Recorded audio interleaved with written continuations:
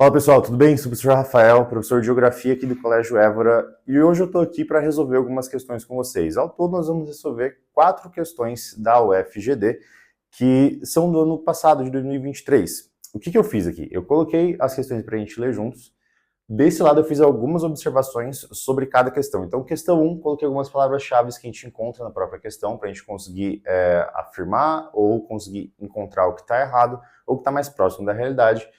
E eu vou fazer esses comentários aqui e a gente volta para cá para encontrar o gabarito delas, tá ok? Vamos fazer essa troca de telas, né? Manter essa dinâmica para ver se funciona. Então vamos lá, como é que vai funcionar isso daqui? A UFGD ela trabalha com umas questões que são sensíveis ao nosso estado, então a Mato Grosso do Sul, às vezes tem a região centro-oeste, ou ele pode pegar também a questão ali mais próxima da região de Dourados, da Grande Dourados. Afinal de contas, a gente está fazendo FGD da Grande Dourados. Então beleza, vamos ler aqui rapidamente. Já vamos encontrar aqui qual é o seu gabarito. O FGD 23, questão número 1, errantes no fim do século, é o resultado de várias pesquisas levadas a cabo no período entre 1987 e 1990, acerca dos trabalhadores rurais na região de Ribeirão Preto, em São Paulo, considerada uma das regiões agrícolas mais ricas do país. Trata-se de um estudo visando a apreensão dos processos de expropriação, exploração, dominação e exclusão de milhares de homens e mulheres, produzido no bojo da modernização trágica, implantada na década de 60, cujos efeitos, além do maciço êxodo rural, foram traduzidos por um violento processo de proletarização, ou seja, êxodo rural, proletarização. Eu coloquei elas aqui, ó. Êxodo rural, aquele movimento de migração campo-cidade. No Brasil ele vai ter uma acentuação ali quando você tem o primeiro governo do Vargas, que vai começar a industrialização, o maquinário vai começar a surgir na cidade, e depois você tem o êxodo rural que ele vai começar a se acentuar depois que você tem a Revolução Verde, e as pessoas saem do campo e vão para a cidade porque elas começam a perder seus empregos e precisam manter sua vida. Então eles saem do campo em direção à cidade, em massa, uma quantidade muito grande. Proletarização, quando esse cara sai da zona rural, ele vai para a cidade, mas ele não tem capital, ele não é detentor do capital. Aqui a gente tem que voltar naquelas ideias mais do Marx. Então, como é que funciona? Proletarização, ele sai do campo e se torna um proletário, vendendo sua força de trabalho, e tem a ver com a desigualdade no campo. Vamos continuar, a gente vai encontrar isso daí, ó. O meio rural brasileiro se constitui pela presença de duas categorias sociais distintas, pequenos agricultores e fazendeiros, por profundas contradições na produção e pela desigualdade de acesso à terra. Desigualdade de acesso à terra, aqui ó, desigualdade no campo, beleza? Nesse sentido, depreende-se do fragmento apresentado que, letra A exploração, dominação de terra pelo patronato rural gerou um processo de expropriação dos trabalhadores rurais e uma intensa migração no país com forma de reprodução social. Pausa. Vamos ver lá. Vamos entender esse negócio. A exploração, dominação da terra pelo patronato gerou um processo de expropriação dos trabalhadores. Expropriação, o cara está perdendo a terra, ele está tendo que se mudar. E uma intensa migração no país como forma de reprodução social. Cara, essa migração é justamente o que escreveu ali, que vai ser o êxodo rural. Essa letra aqui ela está correta. Você encontra algum erro nas outras. B. A modernização trágica corresponde ao processo de industrialização de mobilidade e de mobilidade nas cidades brasileiras ocorrido na década de 60. Beleza, a modernização trágica, aqui ele cita a modernização trágica, corresponde ao processo de industrialização e de mobilidade nas cidades brasileiras. Mobilidade, industrialização e mobilidade, ele está falando de cidade, ele está falando do campo-cidade aqui. C. O êxodo rural é estimulado pela oferta de trabalhos que exigem maior qualificação profissional nas cidades. Ele está dizendo o seguinte: a cidade colocou algumas vagas de emprego que exigem muita qualificação, mas o cara que está fazendo o êxodo, ele não é um trabalhador qualificado. Ele trabalha ali na roça, ou trabalhou no campo durante a vida dele toda, para ele chegar na cidade e conseguir um emprego que seja, que exija uma qualificação maior, para ele é muito difícil. Muitas pessoas só tinham ali o ensino básico do básico. Então eles não têm uma qualificação. Errada. D. A proletarização é um fenômeno natural, que além de fazer parte das relações sociais no campo, não modifica a estrutura de distribuição da terra. Proletarização ela é um fenômeno natural. Na verdade, ela foi provocado. Pois ele fala que, além de fazer parte das relações sociais no campo, proletarização no campo, na verdade, relação social nas cidades são os proletários e os donos do meio de produção. E êxodo rural é caracterizado por um movimento migratório da região norte do Brasil para a região sudeste. Existiu, de fato, existiu esse êxodo de alguns locais para a região sudeste, principalmente, mas o que vai conversar com a primeira aqui, que vai estar colocando os conceitos corretos, vai ser a letra A. Vamos ver aqui, ó. Então a gente passa aqui Pronto, gabarito letra A. Joia? Vamos para a próxima questão. Então tá, pessoal. Segunda questão. Vamos lá. Alterei ali. Vamos ver o que a gente tem que encontrar de resposta, né? O que a gente consegue identificar. Então, questão 2, o FGD, entre as décadas de 60 e 70, houve um processo de transformação na agricultura em escala global, que aconteceu por meio do desenvolvimento e da incorporação de um pacote tecnológico, novos meios tecnológicos na produção, que alterou completamente a forma de produzir no campo. Beleza, vamos lá. O texto se refere a uma transformação na forma de produção no campo que ficou conhecida como. Tá bom, ele está falando no contexto de 60, 70. Se a gente for observar o que é, o gabarito já está ali. Se você entender o contexto, você já sabe de qual tema é. E essa questão ela é muito simples, ela é bem fácil de a gente resolver. Entre 60 e 70, a gente teve realmente uma revolução chamada de Revolução Verde, que trouxe uma forma diferente, além de tecnologia que ele fala ali, ó, de novos meios tecnológicos, ele trouxe técnicas diferentes também. E essas técnicas fizeram com que tivesse um aumento da produção, tivesse entre aspas, uma garantia de segurança alimentar em muitos locais. Isso fez com que a produção ficasse muito mais rápida e desse muito mais números. Então você consegue produzir mais em uma área que não necessariamente precisa aumentar, mas com maior qualidade. Então, ó, só para a gente relembrar o que vai ser os tópicos importantes disso. Desse assunto que vai ser a Revolução Verde, inclusive vai ser o gabarito na letra E. Então, Revolução Verde é o gabarito. Vamos só marcar aqui para a gente dar uma olhada. Vamos só relembrar o que vai ser esse conceito de Revolução Verde e o que ele traz, que eu comentei agora há pouco. E eu escrevi aqui, ó. Então, dentro da Revolução Verde, nós temos os OGMs. O que vai ser o bendito OGM? São os organismos geneticamente modificados. Então, é literalmente você pegar um tomate, uma laranja, e você abrir o DNA dele, o código genético, e você trabalhar para que ele tenha um tamanho maior, para que ele seja mais resistente a pragas e para que você consiga plantá-lo em alguns locais onde o clima naturalmente não permitiria. Então isso faz com que a produção seja maior e mais diversificada. Depois eu tenho os fertilizantes, tenho os pesticidas e tenho os chamados defensivos agrícolas, que as pessoas costumam conhecê-los por agrotóxicos ou agrotóxico, tá? Se vocês verem esse termo aqui, geralmente nos vestibulares é difícil encontrar o termo defensivo agrícola, vocês vão encontrar mais o agrotóxico. Mas caso apareça, você sabe que se trata da mesma coisa, ok? Então vamos voltar para cá e ver as outras alternativas. A gente já sabe que o gabarito que é Revolução Verde, a letra fala que é Revolução Tecnológica. Eu acho que isso aqui foi meio que um gancho que eles tentaram pescar, a galera, por causa dessa informação de novos meios tecnológicos, não cai nessa. Depois a Revolução Industrial, vocês sabem que não foi entre 60 e 70, pelo amor de Deus. A agricultura tradicional, ela ainda existe, tá? Mas a agricultura tradicional foi substituída, entre aspas, dentro da Revolução Verde. Ela não deixou de existir, mas só que foram melhoradas as técnicas e as tecnologias. Depois ele fala agricultura ambiental, que também não vai se encaixar aqui. Gabarito letra E, Revolução Verde. Bora para a próxima. Então, beleza, pessoal, vamos lá. Questão número 3 agora. Isso aqui parece que é um pouquinho mais comprida, mas vamos lá. FGD 23, a matriz energética representa o conjunto de fontes de energia disponíveis para movimentar os carros, preparar a comida no fogão e gerar eletricidade.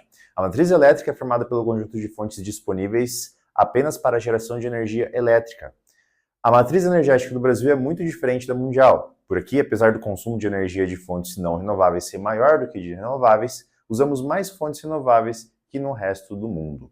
Então, beleza, então em média, a gente tem um uso muito maior do que a média mundial de energias renováveis. A gente não vai conseguir ter mais do que Islândia, por exemplo, os caras lá estão num nível que está em 98% de usinas geotérmicas. Então aqui a gente tem que entrar nesse assunto de fontes de energia. Só que qual que é a ideia, pessoal? O que é importante pra caramba, para vocês saberem, é o seguinte, conheçam as fontes. Então, renovável, não renovável, as outras fontes, por exemplo, nuclear, é bom vocês saberem, é bom a gente conhecer, tá? Então, sabendo todas elas, fica muito mais fácil. Coloquei palavras-chave aqui, então, ó, questão 3, matriz energética, eletricidade e energia renovável. Então, falou ali de Brasil, falou de energia renovável, esse vai ser o foco, tá? Então, vamos buscar aqui o gabarito. Letra A. As usinas hidrelétricas são consideradas fontes energéticas limpas, pois sua construção e operação não causam impactos socioambientais. Sim, eles causam. Então, aqui você conhecendo, você consegue colocar os pontos positivos e negativos e saber se está querendo te enganar. Nesse caso, a letra A ela está completamente errada. Por que ele está errado? Olha o que ele diz. As usinas hidrelétricas são consideradas fontes energéticas limpas, pois sua construção e operação não causam impactos socioambientais. Eles causam, porque em boa parte das vezes, porque ele está colocando socioambiental, vai ser tanto social quanto ambiental. Por quê? As usinas precisam fazer uma represa. E quando você constrói essa represa, você precisa fazer uma área de alagamento, que é inerente a essa represa. Então pode ser que você pegue regiões do Brasil onde tinham alguns vilarejos, igual no caso do Nordeste brasileiro, ou regiões onde você tinha um ecossistema completo, fauna e flora. Tudo isso precisa ser removido de lá. As pessoas são removidas. Claro que existem políticas públicas de Estado para conseguir resolver isso. As políticas do Estado conseguem resolver. Mas só que ainda assim é um impacto. Então, muitas vezes, a fonte de renda que alguém tinha lá não vai ter mais. Ou aqueles animais que estão habituados a ficar naquela região, eles vão ser removidos. Alguns não dá para você remover, então alguns eles acabam morrendo, né? Animais que ficam embaixo do solo, enfim. É uma questão que é bem complicada. Então, existe impacto socioambiental? Sim, existe. É uma energia que a gente classifica como renovável? Sim, você vai classificá-la como renovável, mas ela tem os seus impactos socioambientais, sim. Então, descarta a letra A. B. As usinas nucleares operam a partir da queima de carvão vegetal. Por isso, são altamente poluentes. Tá, vamos lá. Ele está misturando conceitos aqui. Então, a letra A ele fala... Começando a letra B. As usinas nucleares operam a partir da queima de carvão vegetal. Cara, o carvão vegetal é o carvão que a gente usa para fazer churrasco. Se ele tivesse falando carvão mineral, pelo menos, né? Mas ainda assim está errado, está completamente errado. Isso aqui, porque ele mistura tanta coisa. Então, o carvão vegetal a gente usa para fazer churrasco, aquele que só de eucalipto. O carvão mineral é outra coisa. Mas só que a usina nuclear não trabalha com nenhum tipo de carvão. Eles vão trabalhar, na verdade, com a questão de átomos, de fusão ou fissão nuclear. Então, não tem a ver com essa questão de usar carvão vegetal. Aí fala, por isso são altamente poluentes. Um detalhe, eu não sei se vocês vão falar, mas o carvão mineral ele é extremamente poluente. Das fontes fósseis, o carvão mineral, não esse aqui, esquece esse vegetal. Falando do carvão mineral, ele vai ser extremamente poluente, tá? Ele é o mais poluente dos combustíveis fósseis. Então depois, letra C. A construção de usinas hidrelétricas pode causar impactos socioambientais, como a destruição da vegetação natural, certo, o assoreamento do leito dos rios, ok, e a desterritorialização de povos tradicionais e a extinção de espécies de peixes. Ok, encontramos. Essa daqui. A letra C está correta, tem a ver com tudo que eu falei que a letra A disse que estava o inverso, né? Diz que é limpa, que não tem problema de impacto socioambiental. A letra C está muito legal. Vamos segurar ela, vamos terminar de ler as outras alternativas. D. As usinas termoelétricas funcionam a partir da queima de combustíveis, produzindo assim a energia mais limpa atualmente disponível. Tendo isso em vista, a legislação ambiental brasileira incentiva a construção desse tipo de usina. Então, depende do que a termoelétrica está usando. Uma termoelétrica pode usar desde biomassa, que seria a queima de lenha, por exemplo, ou pode usar o carvão que eu citei, que seria o carvão mineral. Eles podem usar porque eles geram energia através da formação de calor para movimentar as pás dentro das usinas e assim transformar em energia elétrica. Então, erradíssimo. Letra E. A energia solar é considerada uma matriz energética limpa, porém, por razões climáticas, o potencial energético solar brasileiro é considerado baixo, tornando a utilização desse tipo de energia muito ineficiente no país. Errado também. Eu tenho certeza que em algum lugar aí, sei lá, no bairro de vocês ou no caminho para o trabalho, caminho para a escola, em algum lugar do caminho que vocês fazem para qualquer canto, vocês já devem ter visto uma casa ou qualquer um outro empreendimento que tem energia solar. Então é viável. Inclusive o Brasil ele tem um potencial solar muito grande no sertão nordestino por causa da baixa nebulosidade, devido a uma área de alta pressão que se instala ali, inclusive faz com que o sertão seja tão seco, um dos motivos, na verdade, né?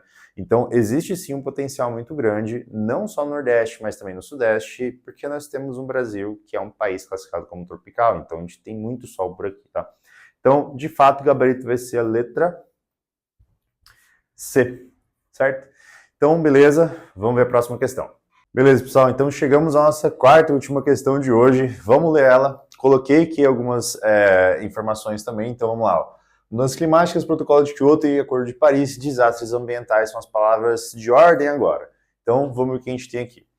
Questão 4. Aquecimento global é o aumento da temperatura média dos oceanos e da camada de ar próxima à superfície da Terra, que ocorre em função do aumento da concentração de gases de efeito estufa na atmosfera, ou os gases CFCs, gases refrigerantes, né? Então, ó, em 2 de dezembro de 2015, durante a 21ª Conferência das Nações Unidas sobre Mudanças Climáticas, COP21, foi firmado o Acordo de Paris. No que se refere a esse acordo, assinar a alternativa correta. Então, aqui a gente tem que conhecer esse acordo, tá? Alguns comentários antes da gente ver. Então, ó, mudanças climáticas. Às vezes, quando você vê a questão de aquecimento global, de resfriamento de algum local, na verdade a gente está falando que está tendo mudança. Por que o pessoal usa esse termo aquecimento global ou de vez em quando eles colocam mudanças climáticas? Porque mudança climática é mais abrangente. Tem locais onde a temperatura média ela pode aumentar, mas você sente a diferença na questão de regime de chuva. Isso não tem a ver com a temperatura em si, especificamente ou exclusivamente com a temperatura. Então a gente está falando de uma mudança climática geral. Pode ser que às vezes vocês encontrem uma questão falando exatamente a mesma coisa, mas era possível trocar aquecimento global e jogar mudanças climáticas, ficaria mais abrangente, tá? Então pode ser que vocês encontrem, fiquem bem atentos na hora de ler para compreender bem certinho, mas basicamente vai ser isso daqui.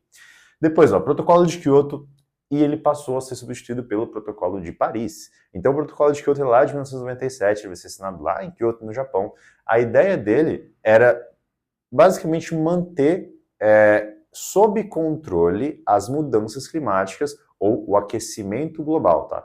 Manter ali umas médias próximas ali de até 1,5 grau acima dos valores que eles já tinham colocado como uma margem, então tinham colocado o máximo, e tentar segurar ali até 1,5 além. Só isso, nada mais do que isso, tá?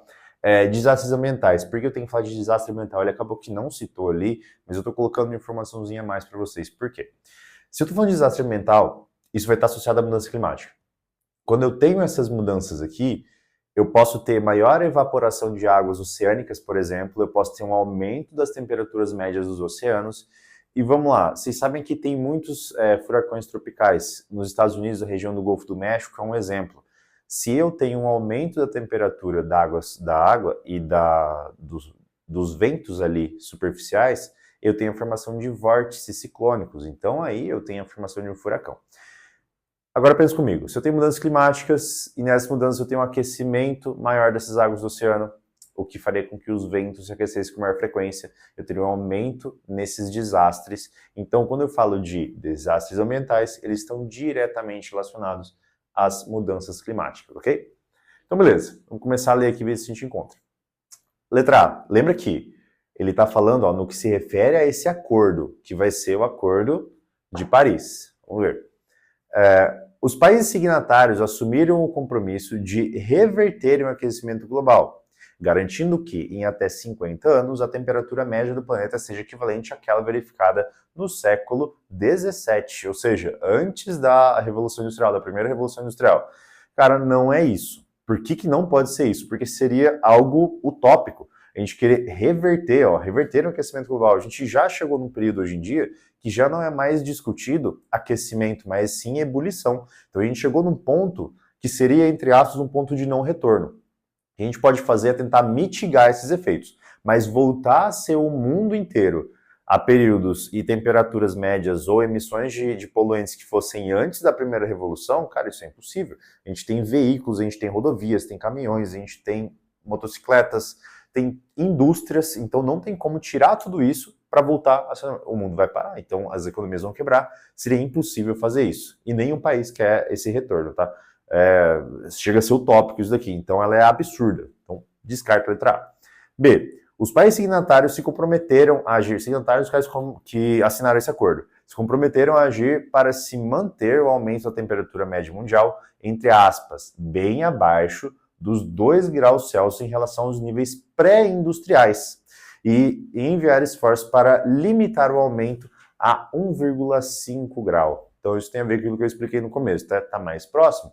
Vamos segurar a letra B e vamos ler as outras. A COP21 concluiu que os grandes responsáveis pelo aquecimento global são os países africanos, e o Acordo de Paris estabeleceu limites de emissões específicos para aquele continente. Pessoal, a gente entrou numa discussão aqui de o norte ser o grande produtor de indústrias durante muito tempo, e depois o sul ele começou a se industrializar, enquanto o norte se tornou um cara que desenvolve tecnologias. Então, as indústrias estão no mundo emergente ou subdesenvolvido, enquanto o desenvolvimento tecnológico ficou para os países desenvolvidos. Vou pegar um exemplo disso. Os motores Toyota ou os motores Volkswagen, motor TSI, que o pessoal tem nesses carros de hoje da Volks, eles são desenvolvidos na Alemanha. Mas só que existem fábricas desses motores e desses carros da Volks, com motor TSI ou MSI, que eles são feitos em países onde a mão de obra é mais barata, onde a moeda é mais desvalorizada. Então, o norte ele ficou como desenvolvido, para fazer tecnologia, e o Sul ele está trabalhando, fabricando. Então, nós temos a maior parte das indústrias agora, enquanto o Norte não. Lembra aquela divisão, que é uma divisão que a gente estuda no médio, que é o Norte rico, Sul pobre, que não é tão precisa quanto o Norte quanto o Sul, mas assim, a gente abre uma licença poética só para entender os contornos que ela tem. Mas enfim, quando você fala que a África ela vai ser o principal emissor, cara, a África tem uma quantidade menor de indústrias. Ela está começando a melhorar a sua economia com investimentos da China e tal, isso é mais atual. Só que quando foi feito isso, foi lá em 2015. A África não tinha todos os investimentos que ela está começando a receber agora. A China não investia tanto naquele período. Então, cara, você culpar a África, que é um continente que ele vai ser muito menos desenvolvido por isso, também é uma coisa que não existe. Isso aqui está completamente errado. Vamos lá, agora vai ser a D. Durante seu governo, o presidente Donald Trump anunciou a saída dos Estados Unidos da América do Acordo de Paris. Ok. Tal posição foi mantida por Joe Biden. Não. Que sucedeu, sendo assim, os Estados Unidos permaneceram desvinculados desse acordo, que visa reduzir as emissões globais de gases que causam efeito estufa. Cara, ele pegou aqui um assunto que ele vai para a geopolítica total. Então parece que a gente deveria conhecer um pouco mais até, né? Mas vamos lá. O que aconteceu? Quando o Donald Trump venceu, ele tinha aquele slogan do Make America Great Again, de trazer as indústrias e os empregos de volta para os americanos, que ele fala de America First, então colocar as indústrias de volta nos Estados Unidos, as fábricas da Ford, tirar do México, jogar para os Estados Unidos, empregar americanos. Então essa era a ideia dele, ele saiu do acordo. Também teve uma outra argumentação que ele falou que se eu vou colocar as indústrias em outros países, a minha economia não vai ficar muito legal. E se eu quero trazer de volta, eu não posso ter uma limitação. Então, para evitar que eu tenha um desacordo com os grupos, com o tratado ou com a própria ONU, quer saber? Eu vou sair fora. Então, essa foi a ideia. Eu vou sair para não precisar ficar justificando para vocês as minhas tomadas de decisão. E ele saiu. Só que o que acontece? O Joe Biden foi o vencedor das últimas eleições. E o Joe Biden, que é do Partido Democrata, ele acabou voltando. Porque quem era o presidente dos Estados Unidos na época lá que foi feito esse acordo foi, na época, se não me engano, foi o primeiro ou segundo governo do Barack Obama. E aí o Obama, ele entrou no acordo, o Trump saiu do acordo, e aí você tem o Joe Biden retornando ao acordo, tá? A gente tem eleições americanas se aproximando, é interessante saber que pode ser que os Estados Unidos saia de novo, ou ele se mantenha. A gente tem que esperar o resultado. Mas depois vamos ver, errado, né? Isso aqui tá errada, o Joe Biden ele retornou, vamos ver só a letra E para encontrar o gabarito agora. E os países participantes da COP21 concluíram que não há dados suficientes para se afirmar que o planeta passa por um processo de aquecimento global. O Acordo de Paris foi um compromisso firmado com a intenção de financiar pesquisas sobre o tema, para que no futuro chegue-se a uma conclusão mais segura sobre o tema. Então, pessoal, quando ele fala que os países participantes da COP21 que assinaram o Protocolo de Paris, ou o Acordo de Paris, concluíram que não há dados suficientes para afirmar que o planeta passa por um processo de aquecimento global, está completamente errado. Já no Protocolo de Kyoto, eles já tinham essas informações de que sim, existe um processo de transformação. Então, dado esse processo, não dá para a gente afirmar que isso aqui está correto, isso vai contra a lógica. Não faz sentido algum essa afirmativa. Então, se você conhece o mais simples desse acordo, você sabe que não faz sentido essa questão ele falar que não há base de dados ou não tem o mínimo de informações ou pesquisas que vão contra a possibilidade de mudanças climáticas, tá? Então a letra E também está errada. Gabarito letra B. Vamos confirmar o nosso gabarito. Letra B. Isso daí, pessoal.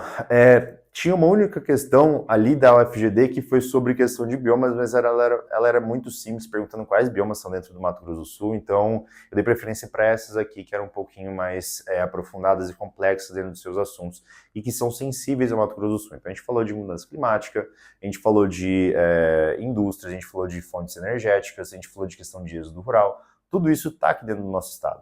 Então, conhecendo o nosso estado, políticas globais e como funciona a nossa economia, fica muito mais simples de você fazer essa prova, tá? É um boi dado para a galera daqui que acaba estudando a geografia regional, né? Espero que tenha ficado bem claro. Logo mais a gente vai retornar com algumas outras questões, tá? De outras universidades, de outras provas. Acompanhe aqui o canal do Évora para vocês estarem sempre bem informados sobre os últimos vestibulares. Curte, comenta, compartilha se você puder. A gente fica agradecido e falou, até mais.